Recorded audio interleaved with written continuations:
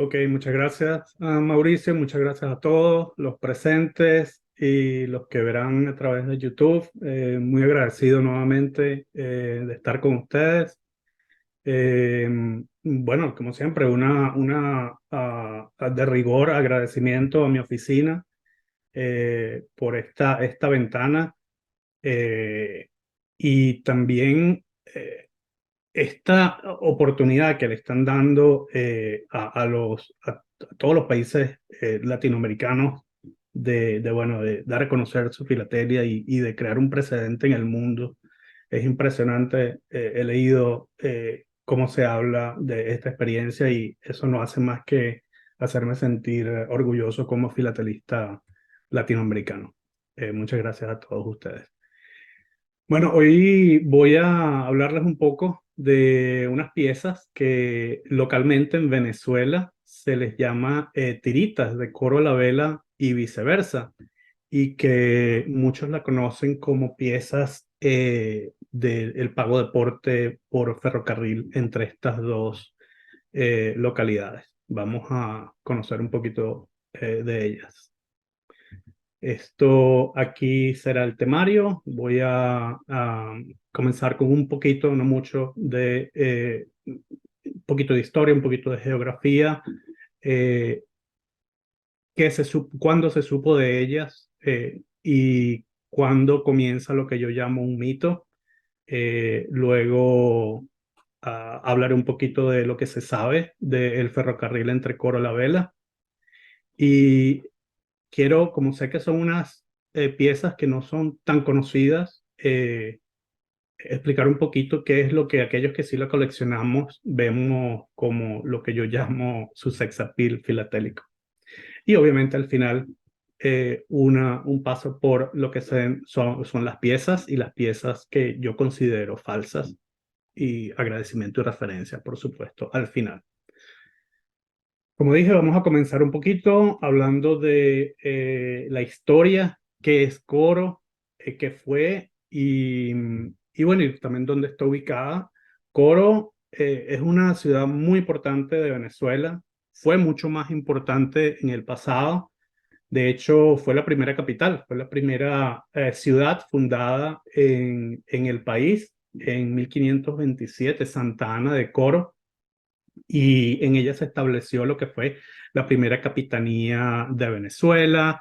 Ahí el primer arzobispado que tuvo este continente se dio en esa área.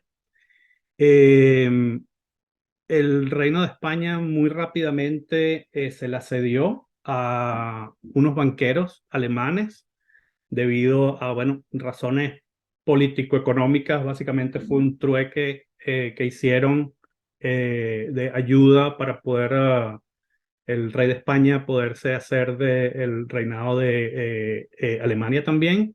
Los Welser lo apoyaron y por eso le dieron pues todo el uso y usufructo de esta zona. No estuvieron mucho tiempo, estuvieron desde 1529 al 45, terminaron degollados, de hecho, porque no cumplieron lo que habían prometido.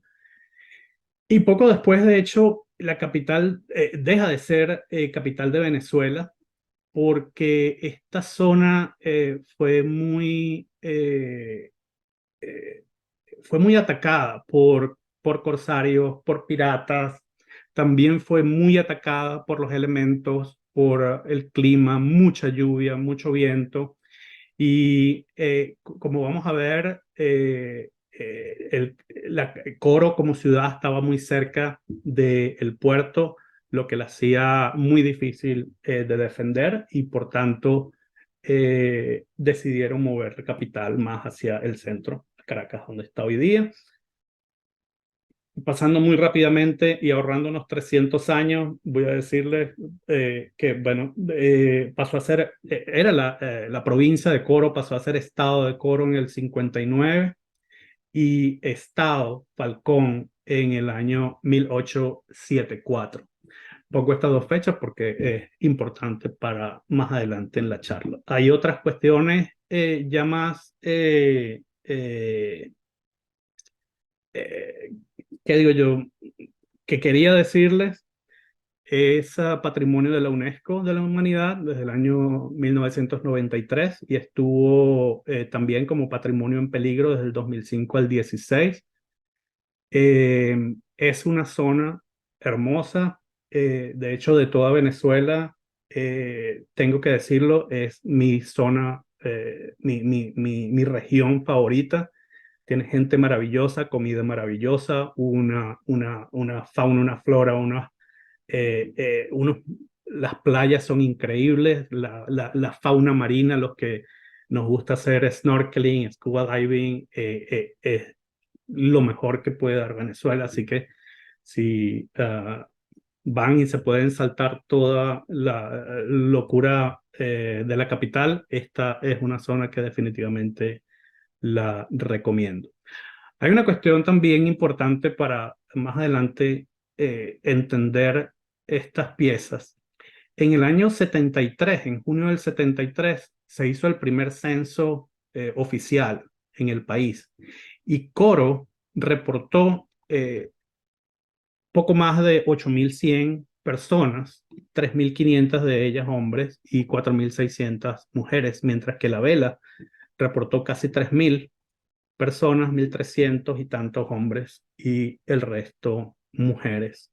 Eh, Estimo yo que para ese entonces en esta provincia el analfabetismo era muy alto, así que yo estimo que debe haber entre 30%, 35%, a lo sumo 40%, y creo que es mucho, sabía leer y escribir.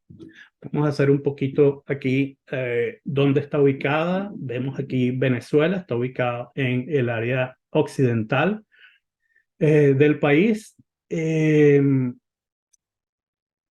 Coro, de hecho, Coro está también rodeada, vamos a decirlo así, por las islas ABC. Aquí tenemos Aruba, tenemos a Curazao y poco más arriba vamos a encontrar Bonaire. Y esta cercanía ha dictado pues el desarrollo y evolución de Coro y de Falcón en general como estado, como ciudad, como gente, como cultura. Eh, Desde el punto de vista de postal, eh, Coro tenía desde la prefilatelia una oficina subalterna, pero siempre estuvo opacado por Curazao. Y estando entre dos eh, oficinas subalternas y principales mucho más grandes que ellas, pues desde el punto de vista postal, siempre se vio un poco opacado por ellas. Tanto así que, de hecho, comunicaciones internas que salían de Maracaibo, que era un punto postal importante, tenía que pasar a través de ella. Aquí voy a mostrar, por ejemplo, tenemos este entero que salió de Maracaibo para Puerto Cabello y vemos que tenía que salir al Mar Caribe, llegar a Curazao para poder entrar al país de nuevo. Aquí vemos su tránsito por Curazao.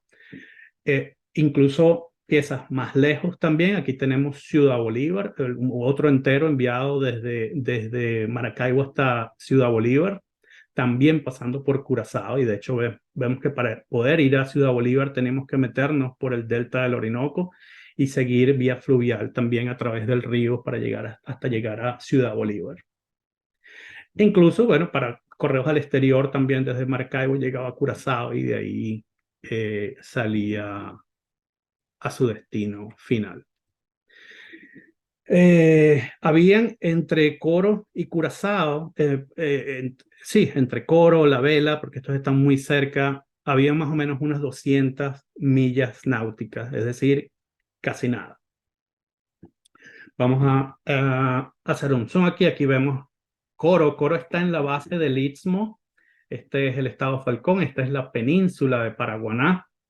Eh, Coro está en su base, no está propiamente en el Istmo, pero muy cerca. Y a casi 14 kilómetros al noreste encontramos la Vela de Coro. Este es el puerto de la ciudad, 13,5 kilómetros, no sé si lo dije, lo separan a la ciudad de su puerto. Esto ocasionó esta cercanía con las Antillas holandesas, ocasionó que existiese un flujo muy grande y muy importante comercial entre Coro y las Antillas holandesas. Eh, Tanto así que la pequeña oficina subalterna que existía en Coro no se daba abasto, no tenía la suficiente velocidad que necesitaba el comercio de ese entonces entre Coro y entre la vela Coro, Coro y su puerto con las islas, las Antillas holandesas, particularmente Curazao. Vamos a ver un poco ese apogeo económico que menciono. Hasta casi finales del siglo XVIII, Coro fue Coro fue, y la vela particularmente, fue básicamente una ciudad de vigilia. De hecho, algunas teorías creen que se llama la vela porque todo el mundo estaba en vela, todo el mundo tenía una vela, porque cuando no eran los piratas era alguna insurrección. La mayoría de de las invasiones que ha llegado a Venezuela, que han entrado a Venezuela, lo han hecho a través de este puerto. Por ejemplo, muchas insurrecciones también, la insurrección de José Leonardo Chirino, que fue un movimiento independentista conocido como la insurrección de los negros, comenzó aquí, en este estado. Miranda, con la primera bandera tricolor, también llegó aquí en 1806, y incluso bastante cerca, de 1932 también, Simón Rafael Urbina, luego de tomar parte de Curazao, también intentó ingresar a Venezuela. Era un sitio de vigilia. Y eso cambió a finales de ese siglo, cuando deciden que, bueno, a partir de ese momento van a iniciar, y eso se lee textual en algunos de los documentos que se consiguen al respecto, donde dicen que van a iniciar el comercio con las colonias amigas y particularmente con las colonias holandesas. Poco más tarde, casi medio siglo después, ya teníamos algunas industrias, algunos talleres más que industrias, principalmente a vapor, y se estaba comercializando aceites, jabones y tabaco con las islas. Existió para 1942, de hecho, Coro tuvo su primera imprenta, y esto es importante, también más adelante vamos a ver por qué. Tuvo su primera imprenta en el 42. Eh, y si 40 y tantos años más tarde, casi 40 años, pues ya las industrias estaban bastante maduras. Ya tenían casas de comercio, tenían una cantidad de productos que intercambiaban con las Antillas, eh, muchos periódicos, casi todos esos sí, semanales. No, creo que había uno o un par diarios, pero la mayoría eran semanales, y muchas imprentas. Las imprentas mayormente se utilizaban para propaganda política, pero hubo algunas que no y que son claves para estas piezas. Como menciono aquí, el intercambio comercial. Ya, estratégicamente tiene una posición privilegiada. Si volvemos aquí a la anterior, Coro recibía mercancía de todos los Andes trujillanos y de la parte central del país, y bueno, tenía una ubicación privilegiada para el intercambio económico. Como dije, el correo no se daba abasto, ellos necesitaban más rapidez en las comunicaciones y en las entregas, por lo que un grupo de comerciantes e inversionistas decidieron resolverlo por su mano, básicamente.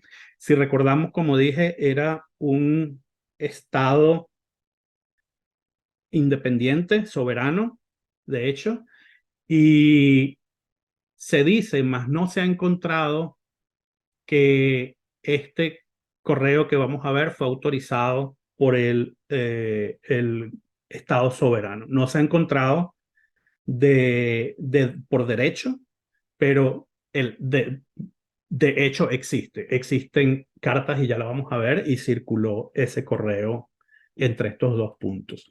Ellos crearon lo que denominaron el correo del comercio. No se sabe mucho, de hecho no se sabe prácticamente nada. Se han encontrado recientemente algunas informaciones bien interesantes y de esas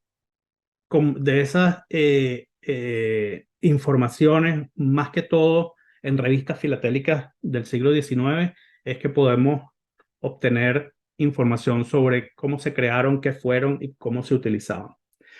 Aquí, por ejemplo, vemos en el timbre postal, la número 252 de diciembre de 1883, una persona de nombre Juan Obediente, que era, obviamente, 83, era local y era contemporáneo a el momento en que estas piezas fueron utilizadas, nos dijo que se utilizaban para enviar correspondencia y subrayo comercial desde Coro a la Vela. Y las piezas dicen viceversa. Nos dice también que era un servicio por suscripción y que para eso se utilizaban la etiqueta gratis o un real por carta. No dice mucho más sobre eso. Sí nos dice que habían dos colores y tres tipos, negro sobre blanco, sobre amarillo, sin valor impreso, gratis y real. Es decir, que no había otro tipo, no solamente gratis y un real, como mencionó aquí arriba, había otro tipo de etiqueta. Nos dice que fue creado en 1867, aunque existen cartas circuladas, por lo menos de las que yo he visto, por lo menos noviembre de 1863. Aquí podemos ver una de ellas y Meneses Capriles selló el momento en que la envió, 17 de noviembre del 64. Continuando con las noticias, en agosto de 1880, esta de hecho fue la primera. En la anterior la puse para describir qué es lo que era, manera de un poquito de introducción de las piezas. Esta sí es la primera vez que se mencionan estas piezas en revista alguna, o en la revista Los Amigos de El Amigo del Timbre, la número 80. Eh, y aquí sucede algo interesante porque ellos no sabían qué era. Y de hecho, dicen, mira, encontramos unos timbres que pensábamos que eran de los Estados Unidos de Colombia, pero una persona que tenemos aquí nos dice que él nos afirma que él no conoce ni qué es no, en coro, ni qué es la vela, no sabe nada de eso y que eso estaba en Chile. Entonces, bueno, se quedan ahí con su interrogación y básicamente describen la pieza y no dan mucha más información. Eh, un mes después le responden en la misma revista, la número 81, alguien dice Joaquín Pérez, nos dice que los timbres son de Coro La Vela, de Venezuela, y que la villa de Coro fue fundada en 1534 y que es la capital del estado Falcón y que La Vela es su coro, no su puerto, no dice mucho más. Al mismo momento, en el timbre postal, septiembre de 1880, J.B. Moynes dice que Rosine le envió la etiqueta para que las viera y bueno, básicamente la describe, no está al tanto de la comunicación que recibió los amigos de los timbres durante el mes anterior y básicamente la describe también sin saber mucho ni dar datos muy acertados sobre ella. Es básicamente un misterio. Eh, ya para noviembre de 1880, el amigo de los timbres que estaba emitiendo un catálogo, muy buen catálogo, si lo pueden conseguir, es un catálogo mundial y con piezas muy interesantes, incluyendo muchos locales, pues incluye ya estas piezas para Venezuela. En Alemania también, para 1880, final, encontramos en el manual del coleccionista, del coleccionador de estampillas, del filatelista, menciona Coro la Vela, las estampillas y las describe un poco. Dice sí que habla de las estampillas de Coro la Vela y otra local de Venezuela llamado Bejuma.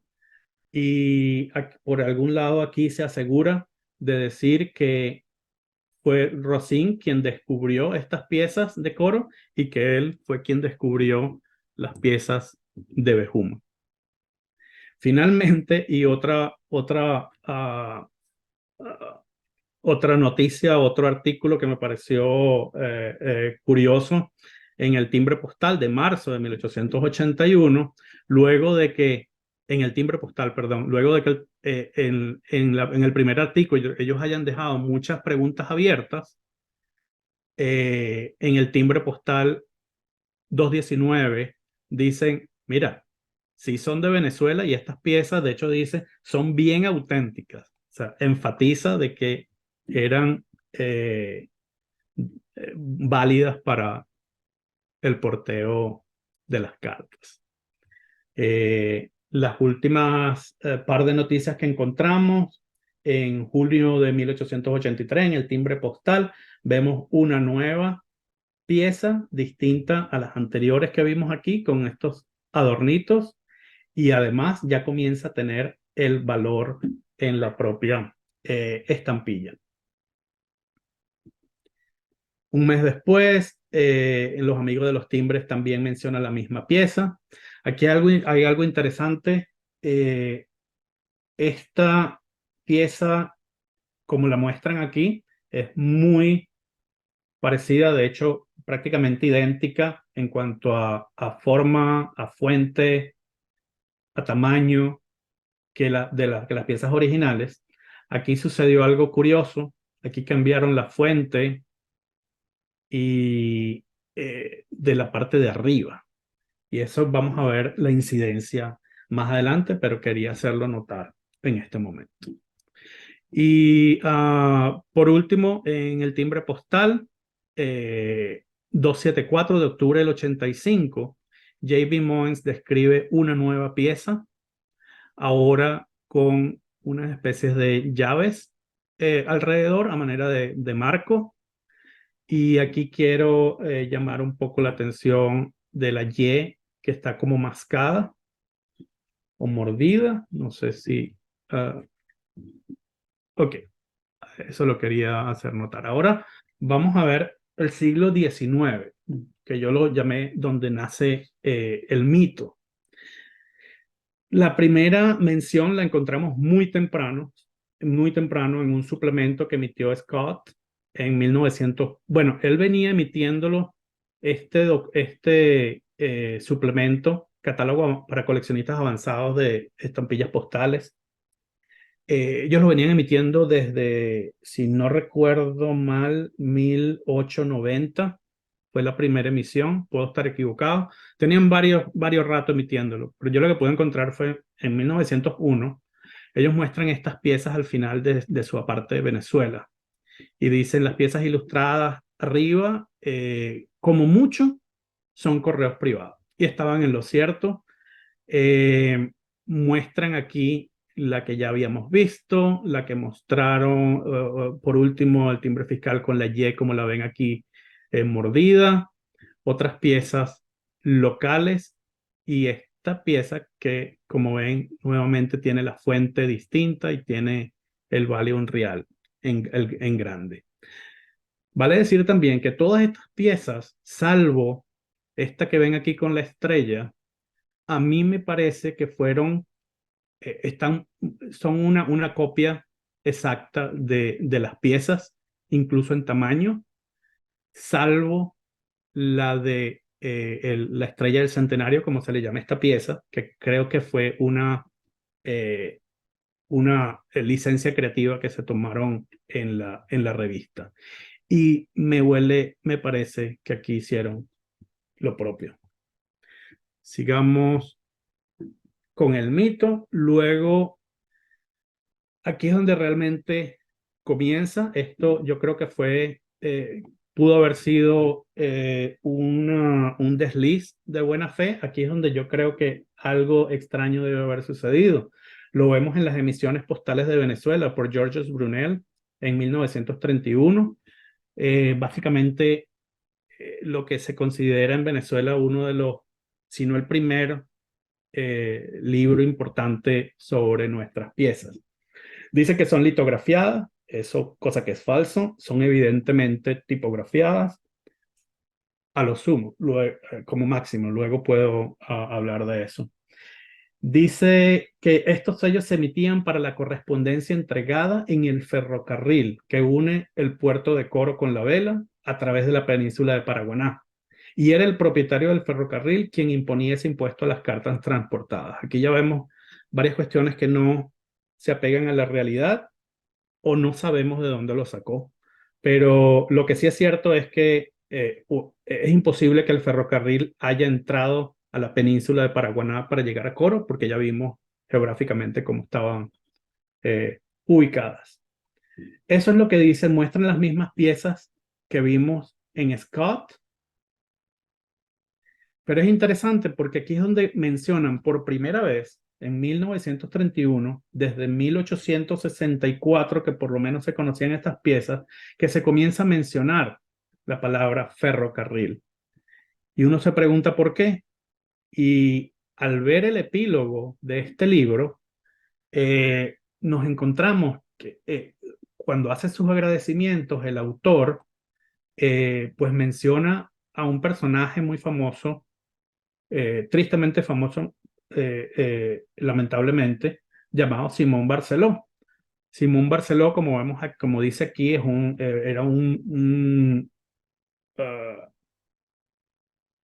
fue ministro plenipotenciario del país en Francia, diplomático, catedrático, poeta y también filatelista. Y también, al parecer, tenía una imaginación muy amplia y le encantaban las piezas locales. Eh, a través de la historia hemos conocido que él tuvo mucha amistad con otro personaje que también está muy relacionado con las estampillas locales de Venezuela y que incluso las llegaba a expertizar, Pablo Anduce, y él le ponía un sellito de Pablo Anduce. Y en Venezuela jocosamente decimos que todas las piezas que tengan esa garantía Anduce es garantía de que son bien falsas. Entonces, posiblemente por aquí haya venido la historia del ferrocarril. Eh, Otro libro muy importante sobre el correo privado es el manual, el manual de Billig de las estampillas privadas locales. Por lo menos en la versión, hay varias ediciones, la edición de Hurt and Williams nos mencionan, nos muestran, de hecho, las dos piezas buenas y las describen como tal, pero también dicen, esto no lo puse lo suficientemente grande, dicen nuevamente que es a través de el ferrocarril. Lo mismo sucede con otro libro considerado Biblia prácticamente para las estampillas locales, que es el Ringstrom y Tester, en la parte 1 del Caribe. Mencionan que este era un servicio postal privado operando por tren entre Coro y La Vela. Y entre otras cosas, también dice algo que es intrigante, que dice, aunque las estampillas fueron principalmente utilizadas en el correo llevado por tren, hay amplia evidencia que muestra que también fue utilizado para franquear cartas enviadas por mar desde La Vela hasta Curazao. Eh, bueno, yo no he encontrado ninguna evidencia que no sea lo último que él menciona. En los catálogos locales vemos que sucede algo similar también. El primer catálogo comercial que hubo en Venezuela es el Masilia, editado en el 61, y aquí no encontramos ninguna referencia para estas piezas de ferrocarril. Eventualmente Masilia le vende los derechos a Valera y él sí hace eco de lo que dijo Georges Brunel en su libro, y así lo encontramos hasta el 82. Celta que fue uno independiente, un catálogo que duró muy pocos años en el país, también repite lo mismo. Valera en los 80 le vende sus derechos a Blanco y Blanco retira esa eh, etiqueta, esa descripción de las piezas. Ahora sí vamos a ver entonces dónde están los ferrocarriles, qué es lo que realmente sucede con esos ferrocarriles. Aquí yo comencé con un artículo interesantísimo escrito por la doctora Blanca de Lima. La doctora Blanca de Lima es una eminencia de nuestro país, nacida en Falcón, profesora, estudiosa, investigadora, historiadora, con mucha credibilidad. Y bueno, dentro de su exposición del Ferrocarril Nacional, la Vela de Coro, donde habla de toda la historia, el desarrollo y la vida y la muerte, nos dice que en 1892 Meneses Capriles vendió todo básicamente para meterse en el negocio de las comunicaciones, y eso fue para la construcción del ferrocarril de la Vela de Coro. Nos dice que es el único ferrocarril con capital estadounidense. Los intentos anteriores habían sido más que todo con capital alemán. Este tren fue inaugurado el 29 de diciembre de 1897 y la doctora de Lima indica que la actividad del ferrocarril en sus primeros años carecía de cualquier soporte documental. Estos no existían en la empresa. En un boletín del Ministerio de Obras Públicas de 1920, vemos que la doctora de Lima tenía razón. No encontramos información sobre los pasajes o la carga transportada durante los primeros 8 años, algo así, pero sí los montos facturados. Que algo importante, vemos número de pasajes, es decir, transportaban personas y carga transportada. No mencionan correo. Uno puede decir, bueno, quizás lo asumían como carga al correo. Más adelante, en algunas páginas anteriores de este mismo boletín, también nos habla sobre el Gran Ferrocarril del Táchira. Y este ferrocarril sí los describen como trenes de correo y pasajeros. Es decir, que podemos asumir que en este tren no debe haber llevado carga de correos. Encontré también un artículo muy interesante editado por la UCAP, la Universidad Católica Andrés Bello de Caracas, donde nos hablan sobre los primeros ferrocarriles de Venezuela y todo tiene un título interesante. Dice: los primeros ferrocarriles de Venezuela, proyectos, tanteos, sueños e ilusiones. Y nos va a describir en su ponencia, en su artículo, todos los intentos frustrados, inconclusos del Estado venezolano por poder echar a andar su primer ferrocarril. Vemos que la vela no está presente en ninguno de estos y terminan en 1867, justo cuando es durante los años más activos de el uso de estas etiquetas. Y finalmente, en el Ortega y Gasset de Madrid, 1998, encontramos otro artículo escrito por Antonio Santamaría García, Los ferrocarriles de servicio público en Venezuela, 1870-1990. Y tiene esta tabla interesantísima donde vemos todas las concesiones, los años en que fueron emitidas esas concesiones, cuál era el trazado esperado, cuál era el ferrocarril, a nombre de quién estaba la concesión y la nacionalidad y cuánto era la longitud de ese tramo y cuándo fue terminado. Vemos aquí una cantidad que ya lo vimos aquí también, una cantidad de intentos fallidos. Y aquí se encontramos la vela en 1892, tal cual como nos dijo la doctora de Lima. y vemos que fue culminado, este sí, en 1897, tal cual como nos dijo la doctora de Lima. Entonces, por todo esto, eh, yo creo que ya no se debe decir en ningún momento que estas piezas circularon por tren. Eso es un mito, eso no es correcto afirmar ninguna otra cosa. Y lo digo y lo repito porque la primera vez que yo escribí sobre esto fue hace más de 10 años y, y bueno, y todavía, a pesar de que, bueno, dentro de mis posibilidades he intentado hacer llegar esta información, pues todavía hay gente colocándola en temáticas de trenes, por ejemplo, haciendo certificados diciendo que fueron por trenes, y hacer certificados diciendo eso es delicado porque entonces estamos dando pie para que puedan ser incluidas en exposiciones, y hay todo un círculo vicioso que debería ya terminar porque definitivamente eso no es correcto. Aquí vemos, por ejemplo, en una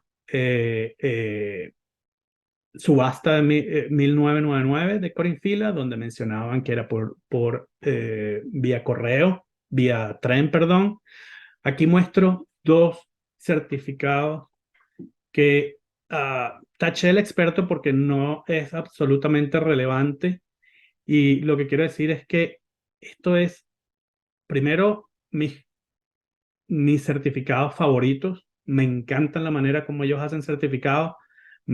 Simplemente describen muy, muy bien qué es lo que están viendo, sin emocionalidad, sin meter ahí rareza. Simplemente describen, mira, esta es la pieza y es genuina o no lo es. Esto es perfecto. Solamente tiene ahí su railway y con eso, bueno, quedaría genial. Esto es del año 2021. Este experto que yo admiro y es muy conocedor de estas piezas, ya de hecho no lo hace. Aquí vemos uno muy reciente, y ya aquí, bueno, aunque está en holandés, ya aquí no está mencionando para nada los ferrocarriles, así que estamos progresando en ese sentido. De hecho, también la semana pasada, en la subasta de Corinfila, tuvimos varias de esas piezas y tampoco se mencionaba que eran de ferrocarril, así que definitivamente estamos avanzando. Yo estoy bien contento por esto. Entonces vamos a hacer aquí un pequeño, muy breve break para describirle lo que a mí personalmente me encanta de estas piezas y probablemente lo que a otros coleccionistas de ellas también. Una es que, bueno, definitivamente del siglo XIX, es un correo local. Eso ya para algunos coleccionistas pues le atrae, a mí particularmente. Es de correo marítimo de una región, una localidad muy pequeña, solamente en ese triángulo que vemos ahí entre Coro la Vela y Curazao es que estas piezas circularon. Es un correo que nació y cuyo fundamento era de índole comercial, era para los comerciantes, por los comerciantes, y era de tipo privado. Se cree, y esto, bueno, es un aura que ha tenido indudablemente, que eran para ferrocarriles, y eso le ha dado también cierta relevancia entre temáticos, etcétera. Están íntimamente relacionados con las Antillas holandesas. Esto, de hecho, sí, esto es una de las principales razones por las cuales la competencia por estas piezas se me ha hecho difícil.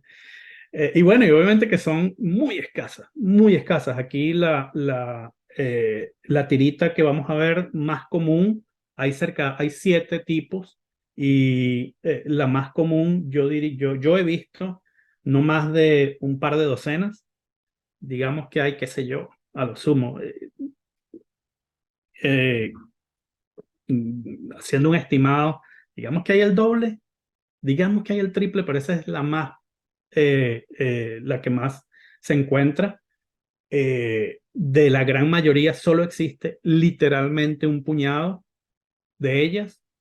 Varias de ellas, no pocas, las podemos contar con una mano y nos sobran dedos de las piezas que se conocen hasta el momento. Ahora sí, vamos a entrar a las piezas, vamos a verlas. Estas piezas feas, sucias, como la ven, son una maravilla, a mí me encantan y por eso estas son las estrellas de esta charla hoy. Aquí vamos a comenzar con lo que yo llamé el tipo 1, es sin marco, porque obviamente son piezas sin marco, fueron recortadas.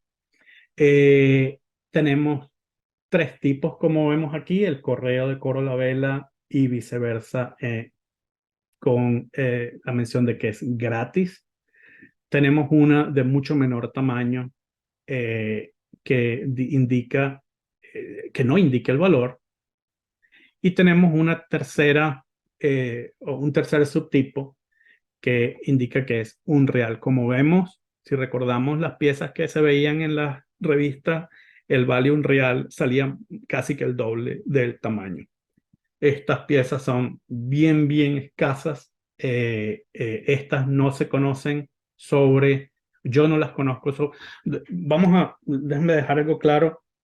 Todo lo que estoy diciendo aquí es mi opinión y solo mi opinión. Y cuando yo hablo de no se conoce o no se tiene registro o qué sé yo, es mi registro personal que tengo ya casi 20 años o quizás, sí, yo creo que ya 20 años haciéndole seguimiento y coleccionando estas piezas y todos las subastas donde sale, guardo los catálogos, etcétera, etcétera. Entonces, eso va a ser así de ahora en más cuando hable de reportados. No conozco ningún sobre circulado con estas piezas. De hecho, tampoco con las de Unreal. Con las de gratis, de hecho, hay tres. Sé de tres, solamente he visto dos. Y al parecer el uso más temprano, esa es la que me falta por ver, es de 1863, del 21 de julio de 1863. Tenemos ahora lo que llamé tipo 2, marco 13 por 4, 13 por 4 adornos, 13 por 4 adornos porque tiene 13 adornos en, en las horizontales y 4 adornos en las verticales. Son piezas como ven en blanco, con una serie de adornos que parecen montañitas a su alrededor. Y aquí vemos algo que de hecho olvidé comentar en las primeras láminas, es que siempre las primeras en el siglo XIX, los artículos siempre mencionaban el error Corco, un error obviamente por una falla en la S, leía Corco en lugar de correo, y este error está presente en estas piezas perdón, tipo 2. Me tomo un poquito de agua.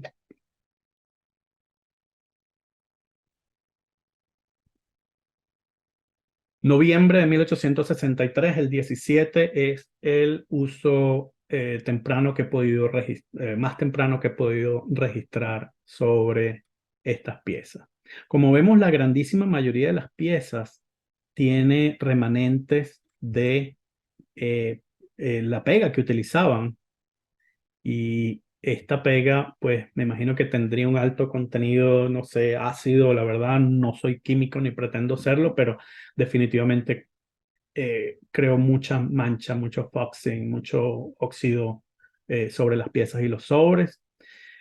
Es interesante tratar de indagar, de imaginar cómo realmente pegaban las piezas. Yo he llegado a pensar que echaban la pega sobre el sobre en lugar de sobre la pieza, pero todavía hay que investigar más. Del marco 2 obviamente pasamos al marco 3. Aquí vemos la primera con color y un marco M 15 por 5. 15 por 5 nuevamente, son 15 en las horizontales y 5 en las verticales. Aquí vemos algunas piezas individuales, pero quiero hacer notar que se encuentran por lo menos dos tipos distintos. Y hablando de tipos, aquí quiero hablar de lo que dije sobre que son máximo tipografiadas. Yo no soy experto en modos de impresión. Estas piezas obviamente son del tipo tipografiado, tú lo ves por detrás, uno lo ve por detrás y uno ve obviamente el impacto del tipo al frente, pero cuando uno ve, analiza todas y cada una de estas piezas, no importa de cuál tipo estamos viendo, del 1 al 7, y uno las compara, casi todas tienen mínimas diferencias entre ellas, todas. Pareciera que más bien está impresa con esos tipos móviles que también utilizaban en las primeras imprentas que no eran tipográficas. Si alguien sabe de eso y lo puede decir más adelante en los comentarios, sería genial. Tenemos también un color azul grisáceo, donde vemos que ya ahora no solo eh, el, las esquinas superiores están colocados el adorno con base horizontal, sino también en la inferior.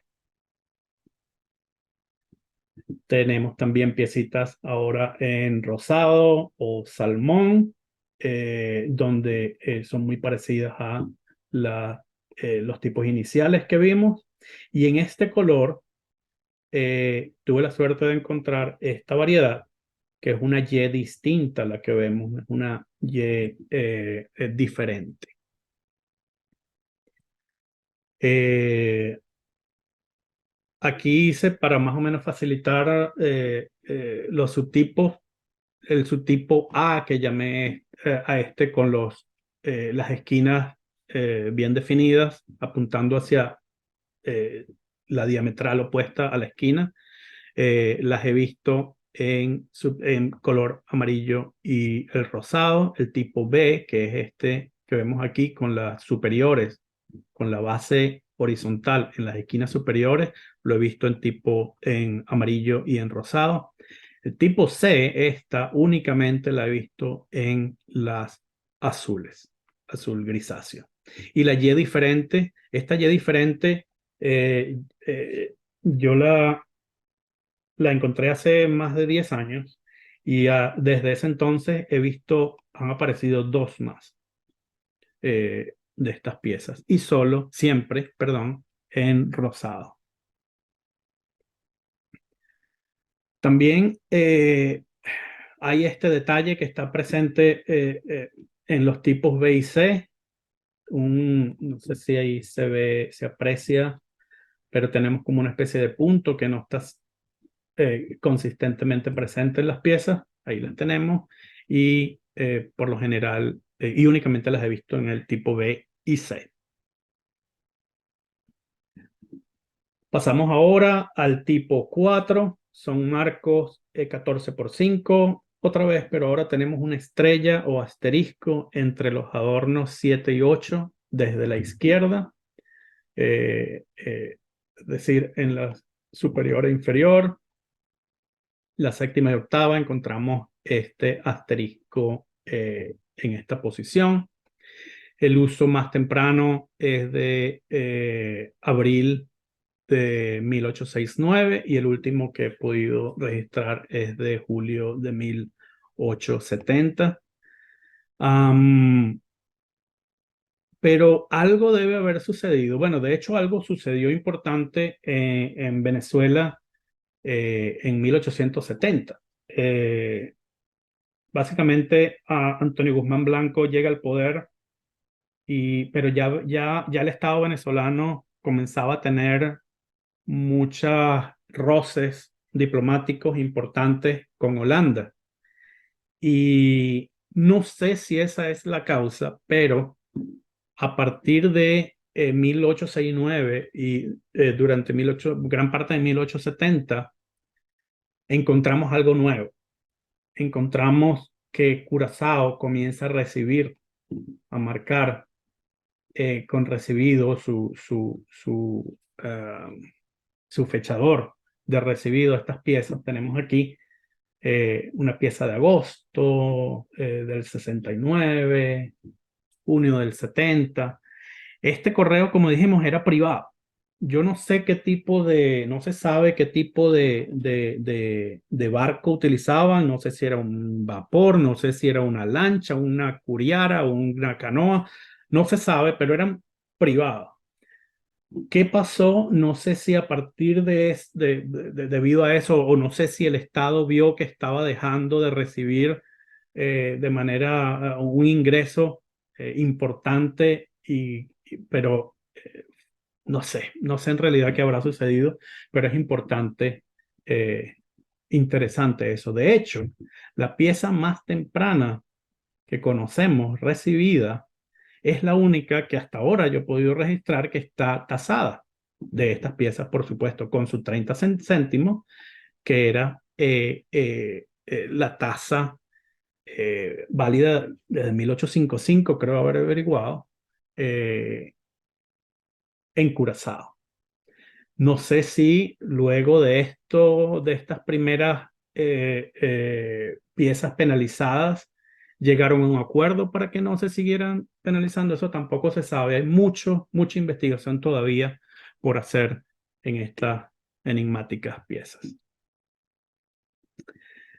Una última cosita que quiero mostrar: muchas piezas siempre en singles, separadas, no en sobres. Muchas se consiguen con esta marca, muchas, siempre separadas. Yo estimo que es la manera como las guardaban. Utilizaban una especie de liga o banda elástica para sujetarlo, y no era el material, pues se fue degradando con el tiempo, dejándole estas marcas a las piezas. Eh, Cuando vemos todas estas piezas así, pues vemos que definitivamente parecen ser fueron hechas pensando en una especie de alegoría a nuestra bandera. Sin embargo, hubo un momento en que, uno de esos momentos en que a uno les llega la pregunta adecuada en el momento adecuado. En un momento me pregunté, luego de ver que era muy fácil, bueno, esto es la bandera de Venezuela, pero ¿será que había un motivo ulterior distinto, meramente patriótico? Y eso es lo que quiero discutir aquí también. Eh, Vuelvo con Juan Obediente, recordar lo que dijo, básicamente que era de tipo comercial. La finalidad de estos sellos era para cubrir los gastos de franqueo de las cartas desde este lugar, que era Coro, a una oficina especial. Los no abonados pagaban un real. En cuanto a los abonados, no pagaban nada por la correspondencia y llevaba el sello gratis. Pero más adelante, mucho más adelante, en 1889, agosto de 1889, el timbre postal, J.B. Moines nos cuenta, nos dicen, y esto sí lo voy a leer completo porque esto no tiene desperdicio. Nos dicen que entre Coro y La Vela se estableció en 1863 o 1864 un correo privado para enviar correspondencia entre estas ciudades y Curazao, Puerto Cabello y La Guaira. La autorización estaba bajo el gobierno del antiguo Estado soberano de Falcón. Tras el abandono de los primeros sellos, se decidió emitir nuevos sellos el 1 de enero de 1889. Recordemos, esto fue en agosto de 18, esto fue en el timbre postal de agosto de 1889. Estos sellos no están a disposición del público. Los particulares que envíen sus cartas a través de esta oficina de correo deben presentar la carta donde el empleado aplica los sellos de la correspondencia. Los comerciantes de Coro que apoyan esta oficina de correo y pagan una cuota mensual pueden enviar su correspondencia gratuitamente. Por eso el sello porte libre. Los comerciantes que no apoyan este correo, el doble del franqueo. Y ahora nos dice Moines, esto es citando la persona que le escribió: esta información nos la ha facilitado R. Curiel Cutiño. Nos parece bastante extraordinaria. Se tienen entonces tres clases: el abonado no paga, el particular paga tarifa simple y el comerciante tarifa doble. Se estaba refiriendo obviamente a las llamadas otras estampillas locales privadas, conocidas en Venezuela como las palomitas de Coro. ¿Quién era Rafael Cutiño? Lo encuentro en uno de mis enteros postales: Rafael Cutiño de La Vela, junio de 1889, prácticamente 30 días antes de esto.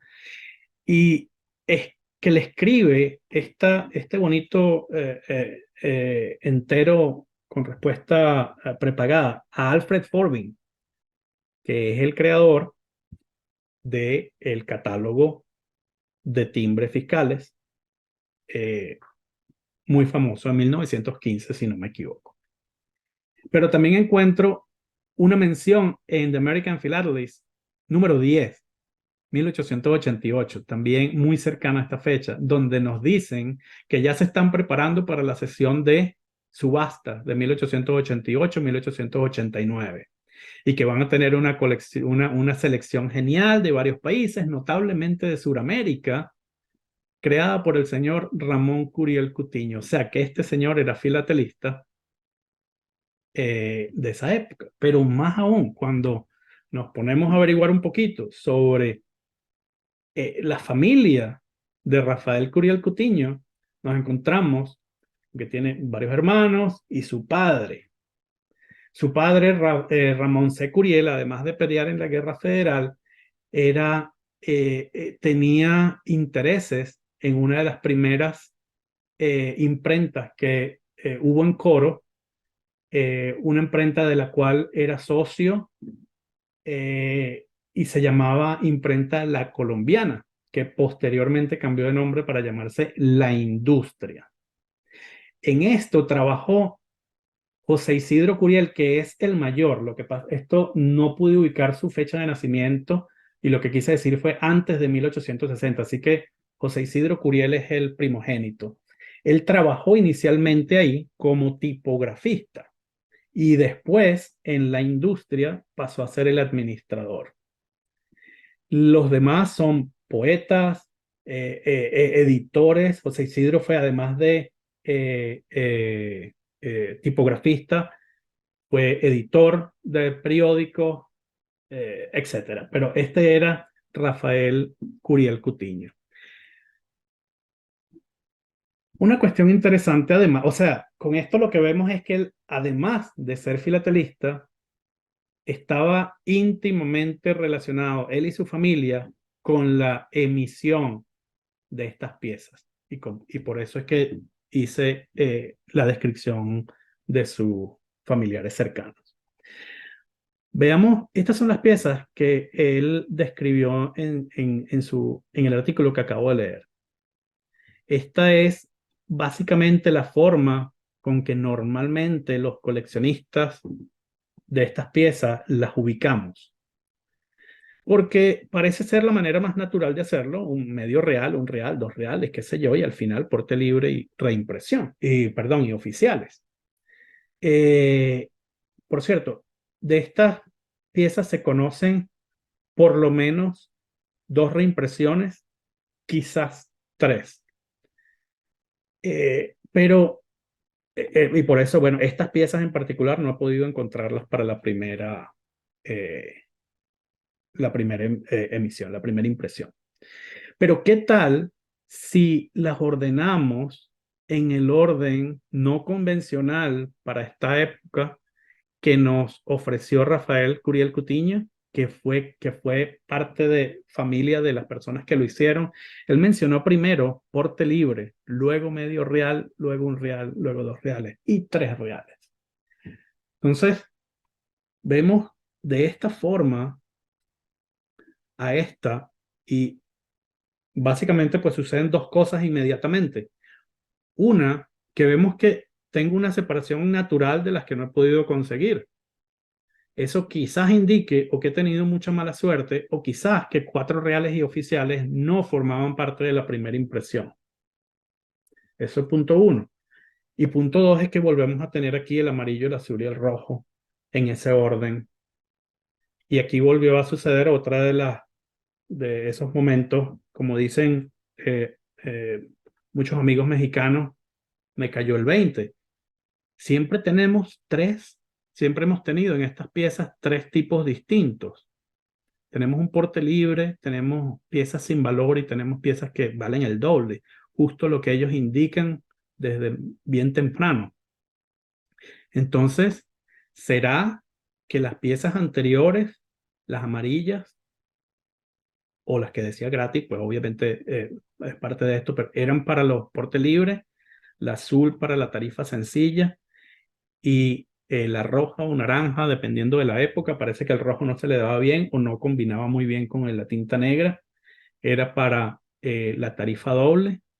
Eso no se sabe, no hay absolutamente ningún registro de eso. Sin embargo, yo creo que si los coleccionistas especializados en estas piezas nos ponemos de acuerdo, yo creo que se puede hacer una investigación conjunta donde no nada más evaluemos que si los colores y el dibujito y tiene una cosita diferente aquí. Yo creo que si se hace un estudio más profundo donde se estudie la distribución de remitente, destinatario, color y el año, yo creo que podemos poder determinar si definitivamente hay concordancia entre los mismos remitentes, entre personas que posiblemente sean random, aleatoriamente mandaban una carta. Yo creo que ese estudio se puede hacer, pero estas piezas son tan raras que definitivamente hay que hacerlo de manera coordinada.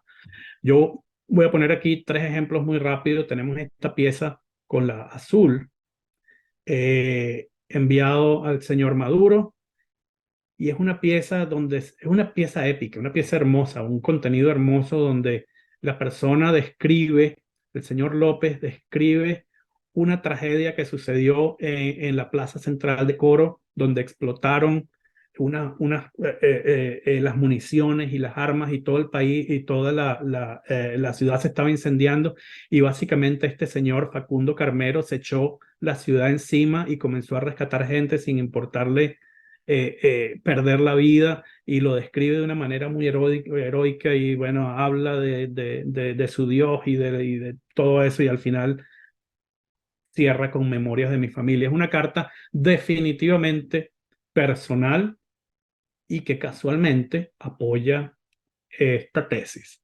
Tenemos otra carta ahora amarilla, donde sí es de tipo comercial. Aquí le hace un reclamo por unos quesos o unos aceites que vinieron malos, le pide otras cosas, le habla de un pagaret, definitivamente comercial, y es amarilla. No sabemos, obviamente, si definitivamente es abonado o era la tarifa doble, si es que esta teoría tiene asidero. Eso no lo sabemos. Más investigación se requiere, pero... Y tenemos esta otra que es de tipo naranja, donde también se la envían a Maduro. David Curiel, que era un empresario que enviaba muchísimas cartas, pero esta la coloqué porque es interesante. Lo que dice es: hágame el favor de hacer llegar, no entiendo esto, a la doña Luisa de Falcón, la carta adjunta. Obviamente que esto es uno haciendo, tirando ideas al aire, pero pareciera que quisieron contrabandear una carta.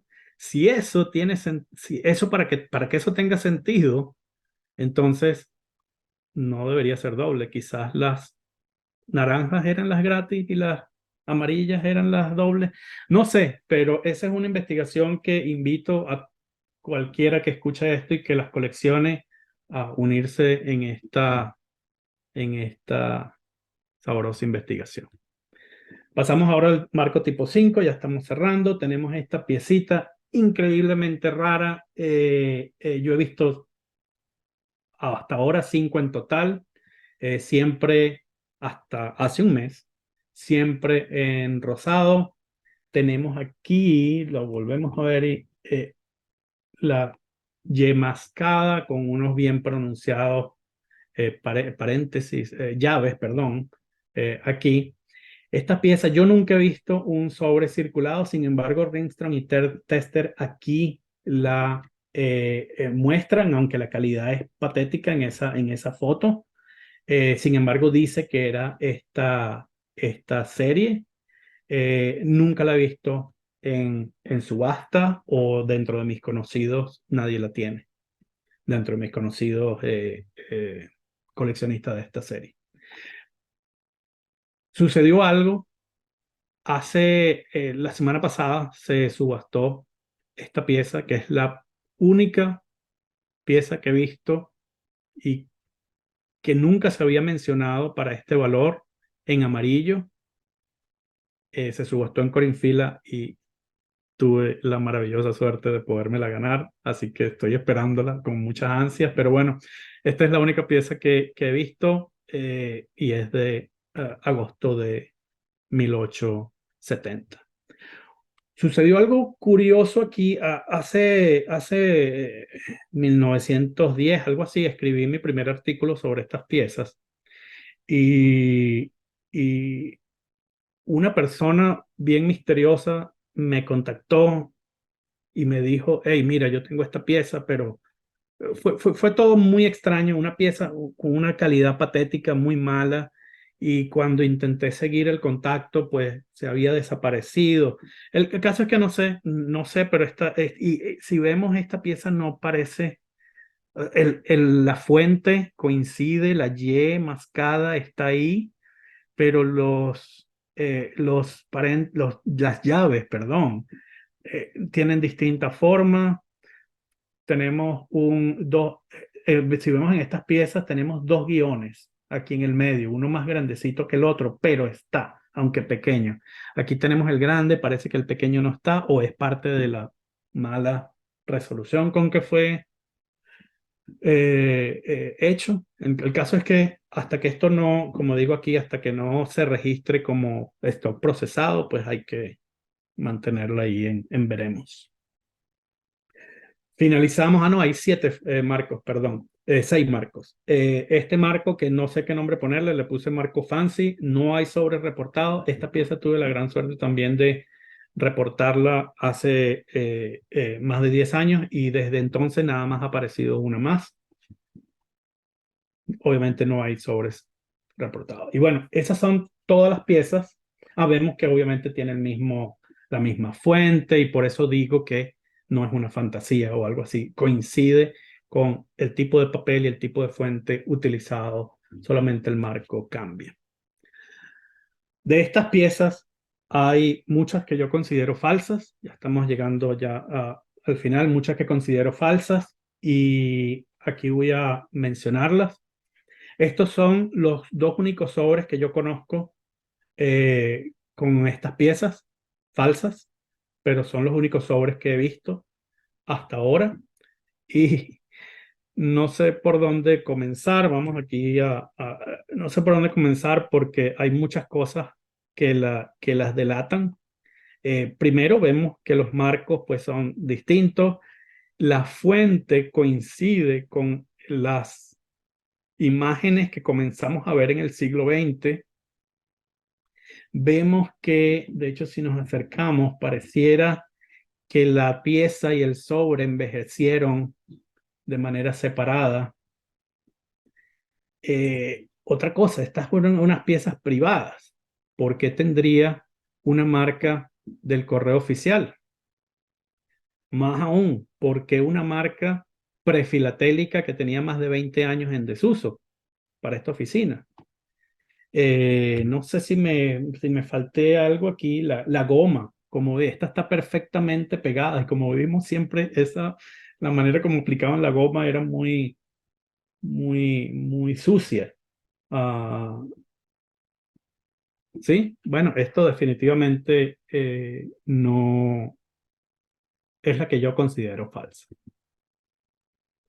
Tenemos esta pieza también, la vale un real, vemos en un tamaño increíblemente, casi que el doble del tamaño real, distintos fuentes a las originales, pero que coincide con las otras que yo considero falsas. Eh, lo encontramos en vale un real y en gratis. No las he visto nunca en la que no tiene valor. No hay sobres reportados y fueron vistas por primera vez en el siglo XX. Aquí tenemos piezas genuinas del tipo 2 para comparación también. Vemos los mismos montañitas bien simétricas, mientras que estas, bueno, son simétricas, pero no son triangulares, en varios colores. Esta pieza no se vio sino en blanco. Encontramos cantidad, bueno, no cantidad, estas múltiplos de los falsos. Yo también colecciono falsos, pero me gusta coleccionarlos como lo que son, como falsos. Se conocen múltiples Esto, por ejemplo, es una rareza y la persona que lo compró pagó casi 7.500 eh, eh, eh, marcos suizos en Corinfila más premium, una tonelada de dinero. Nunca se encuentra en estas piezas donde encontramos el corco y en las que yo considero malas, nunca encontramos ese error. Encontramos nuevamente certificados que dicen que son genuinas. Hay que tener cuidado si de algo vale esta investigación, si algún crédito se le da, hay que tener cuidado con estas piezas y estos certificados. El tipo 5 también fue falsificado desde mi punto de vista. La misma fuente que vimos en las otras piezas falsas. Las llaves, vemos que no tenemos el guión presente en ellas. La Y mascada nunca está presente. La Y de hecho es absolutamente distinta. La B en las falsas siempre tiene un trazo horizontal que nunca estuvo presente en las que se conocen circuladas hoy, se puede decir. Eh, y también hay muchos. Estas piezas son muy raras, incluso las falsas son tremendamente raras, aunque se consiguen, como ven aquí, múltiples bloquecitos, son muy raras. Y bueno, y se obtienen muchas con certificado.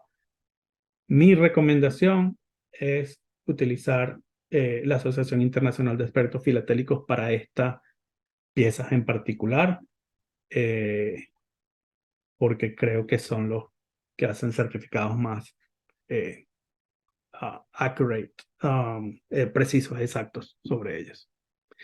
Y bueno, con esto termino mi charla. Obviamente quiero dar un agradecimiento primero a Dio Van Wyk. La maravillosa colección de él nos sirvió para mostrar muchas de las piezas aquí presentes. Walter Ungefeld, el amigo Walter, me facilitó un par de imágenes también que fueron muy claves para esta presentación. Catálogos de subasta por cantidad también y obviamente algunas piezas de mi colección. A todos los que me ayudaron, muchísimas gracias. Por supuesto, también a mi oficina por darme este pequeño espacio, no pequeño, este gran espacio para emitir un poquito mis opiniones y mis hallazgos al respecto. Con esto, bueno, concluyo. Muchísimas gracias. Bien, gracias, Will, excelente. Muy bien, felicitaciones. Gracias. Gracias. ¿Preguntas o comentarios para Will? Por mientras aparecen las preguntas, Will, una preguntita, sí. Em, de estas etiquetas tan interesantes que, bueno, tengo que reconocer, nunca había escuchado hablar de ellas, primera vez, muy interesante todo. Em, Vemos que ahí estos colores. ¿El grosor del papel ha sido siempre el mismo? ¿Se ha medido en las piezas que están sueltas? Si hay una continuidad en el papel o también hay variedad en los papeles con relación al grosor. Qué pregunta tan buena, Mauricio. Las piezas del tipo uno son definitivamente distintas. Sí. Son un poquito más quebradizas. En las de colores, y a ver, nunca he hecho esa evaluación eh, ex profeso, así que te Ujú. estoy hablando de memoria. Sí. Pero de las de colores sí he visto por lo menos dos tipos de papel, sobre todo en las naranjas de la tipo 4, es un poquito más brillante, un poquito más Ujú. brillante. Y de hecho creo que se ve en la impresión y todo eso, se ve Ujú. que cómo colaboró con la tinta y la goma fue distinto. Entonces sí creo que hubo distintos tipos de papel involucrado. Entiendo. Gracias, Alberto.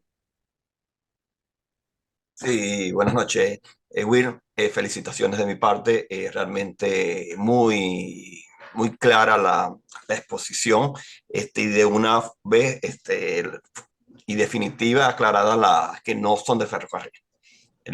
Se ha discutido mucho en Facebook, en el tema, sobre el ferrocarril, si se usó o no, pero realmente ya queda clara con todo el análisis histórico que le ha soportado. Realmente felicitaciones. Muchísimas gracias, Alberto.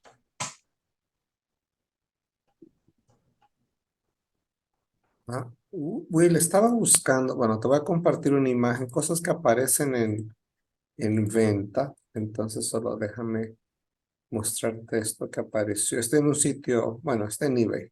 Ya te lo voy a mostrar. ¿Qué opinas?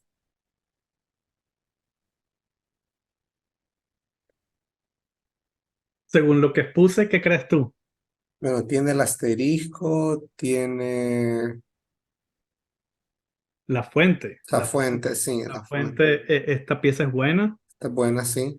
Sí, está un poquito crease, doblado, Ujú. y de hecho se ve un poquito roto, pero sí, esta pieza es buena a mi parecer. Ah, ya, gracias. A lo mejor, bueno, igual, supongo que también el clima en esa región alteraba mucho los papeles. Me imagino, playa, trópico. Ujú. Sí, definitivo. Bueno, a diferencia de esta otra, te lo voy a mostrar. Esta otra, am, ya viene aquí la imagen, permíteme. Aquí está. Esta, después de escuchar tu charla, yo sé que Mala. esta es malísima. Sí.